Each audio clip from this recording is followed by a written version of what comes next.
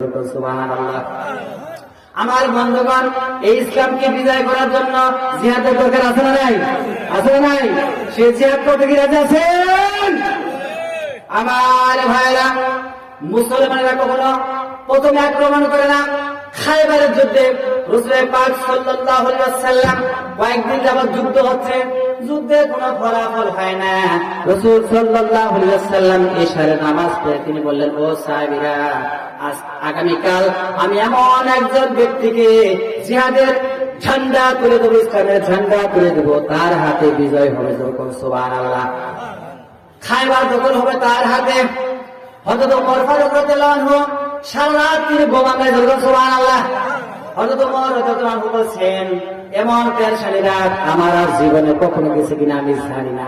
সারা রাত আমি নামাজ পড়েছি, দোয়া করেছি, আল্লাহ ওই ব্যক্তিকে আমি হব কিনা।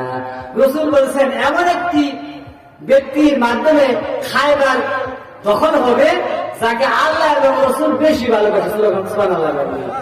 আর তাকে আল্লাহ এবং যেমন বেশি ভালোবাসে, তিনিও আল্লাহ এবং রাসূলকে সব থেকে বেশি ভালোবাসে। সুবহানাল্লাহ।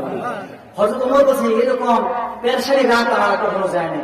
আমি সারা রাত